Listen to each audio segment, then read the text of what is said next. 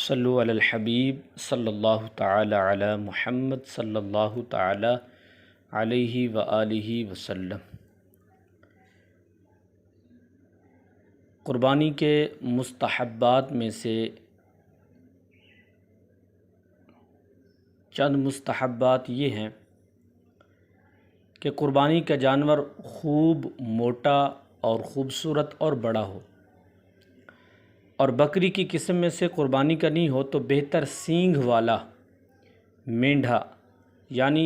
ایسا مینڈھا جو سفید اور سیاہ رنگ والا ہو، جس کے خصیے کوٹ کر خصی کر دیا ہو۔ پیارے آقا صلی اللہ تعالیٰ علیہ وآلہ وسلم نے ایسے مینڈھے کی قربانی کی ہے کہ جس کے خصیے کوٹ کر خصی کر دیا گیا ہو اور سینگ والا ہو، جس کا رنگ سفید اور سیاہ ہو۔ اسی طرح فرمایا کہ ذبح کرنے سے پہلے چھری کو تیز کر لیا جائے، اور ذبح کے بعد جب تک جانور ٹھنڈا نہ ہو جائے، اس کے تمام اعضاء سے روح نکل نہ جائے،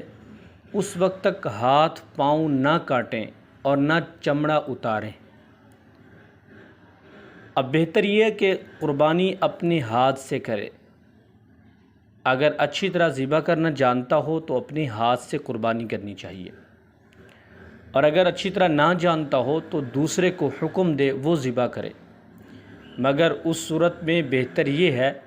کہ وقت قربانی حاضر ہو۔ حدیث پاک میں آتا ہے، حضور اکرم نور مجسم شفیع معظم صلی اللہ تعالیٰ علیہ وآلہ وسلم نے حضرت فاطمۃ الزہرا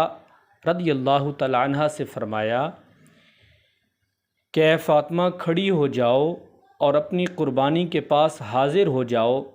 کہ اس کے خون کے پہلے ہی قطرے میں جو کچھ گناہ کیے ہیں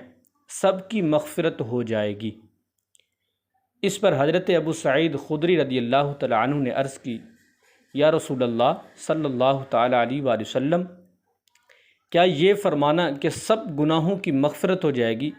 یہ آپ کی آل کے لیے خاص ہے یا عام مسلمانوں کے لیے بھی ہے؟ تو پیارے آقا صلی اللہ تعالیٰ علیہ وآلہ وسلم نے فرمایا کہ یہ میری آل کے لیے خاص بھی ہے اور تمام مسلمانوں کے لیے عام بھی ہے۔ یعنی معلوم ہوا کہ قربانی کے وقت